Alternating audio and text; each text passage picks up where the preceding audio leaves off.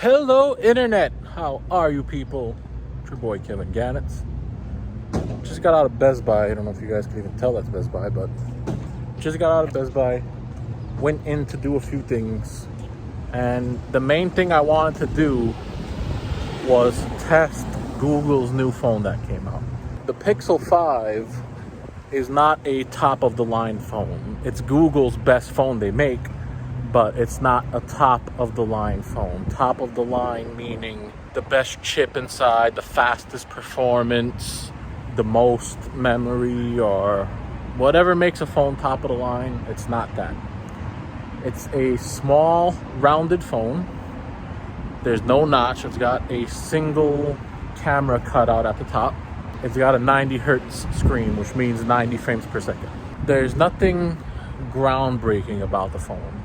Why do I want a not as high-end phone, or why would I want to get rid of the iPhone 12 Pro? Or why am I even thinking of another phone if I got the iPhone 12 Pro right now? Apple's top-of-the-line phone that isn't a huge iPad Pro Max phone. Well, here's the thing. Since I got this phone, I've been having some of the worst battery life I've ever experienced on a cell phone. I got this phone for 6 days, almost a week. And the battery has just been, like, one day I'll have great battery life because I'm not doing anything with the phone. Like, the phone's just sitting there. Like, I'll be using my laptop the whole day. As soon as I pick up the phone to use it, while you're using it and you check the battery is going down 1%, 2%, 3% by the time you put it back down. So imagine how many times we pick up the phone a day and put it down just to check, like, a notification, an Instagram, a text message. Imagine doing all that and then you're dropping 1% or 2% every time you do that. That's what it feels like with this phone. Is that actually happening?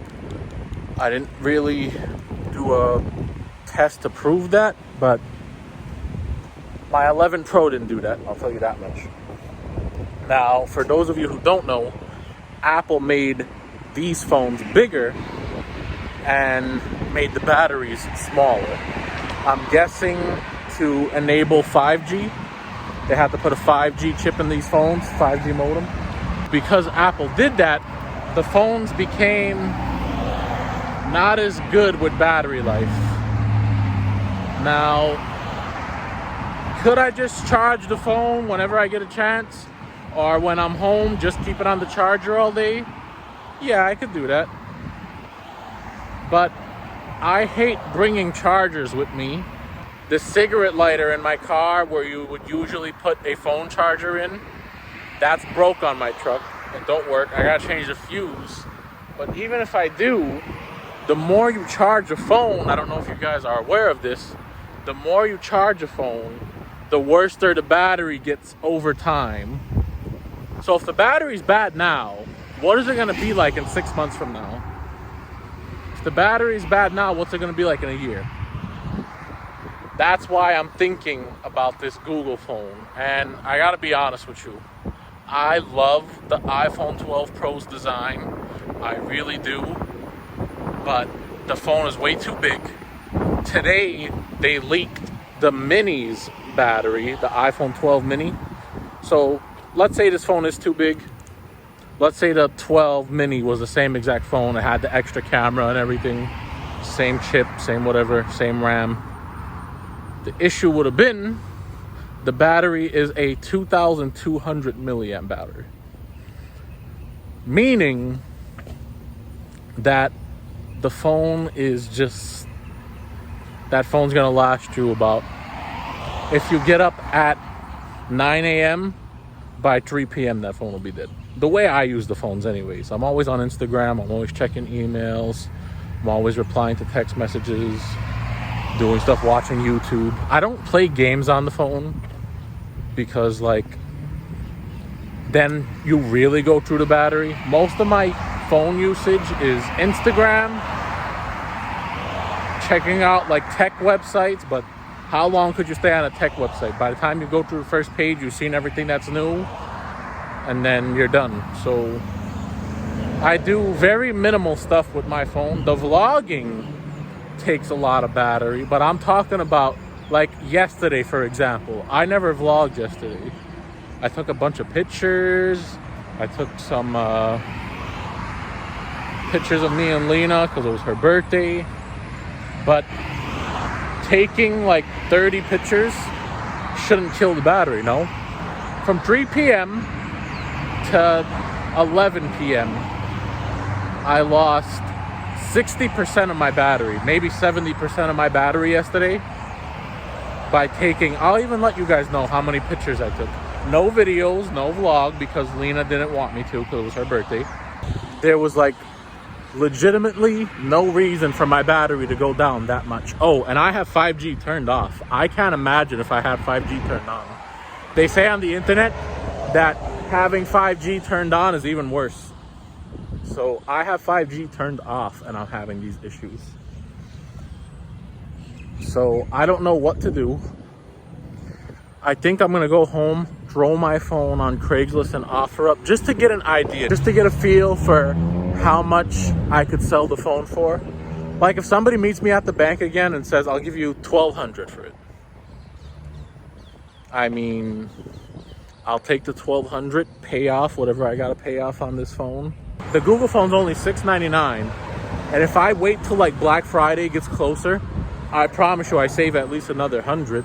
So I'm getting the phone for $599 compared to the $1,000 that this phone was. So $599 for a phone with great battery, great cameras. It won't be good for vlogging, but vlogging on a phone is not really easy. I've been doing it for a long time.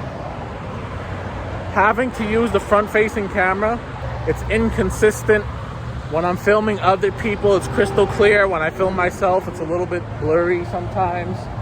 If the lighting is not perfect, it's pretty bad. So I'm thinking if I sell this phone, get the Google Pixel 5, and then get a dedicated camera. The Sony ZV-1 is on sale right now. Maybe I could get something on sale, get 2 items for the price that I could sell this phone for. I mean, if I just sold the iPhone 11 Pro for $800, who knows how much I could sell this phone for. But I'm gonna go home, put on Craigslist, and see what's the deal, because I love this phone, I really do. But I'm scared to check how much battery I used recording this 10-minute video. It's coming up on 10 minutes, 9:50 right now. Even if it doesn't take that much battery from this recording, which would be great, all the other times I'm using this phone, the way that the battery is dying out so quickly, I don't know. For my use case, it shouldn't be doing this. The iPhone 11 Pro didn't do this. So, very concerning.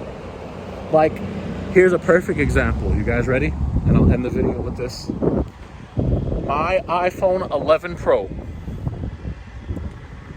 had better battery life after using it for 1 year than this phone has after using it for 6 days.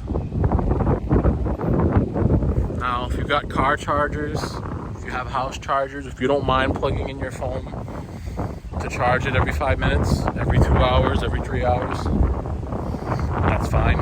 Especially how fast these phones charge. See, I guess they counteract each other. I don't know. Is it worth having a phone that charges fast but it don't last long?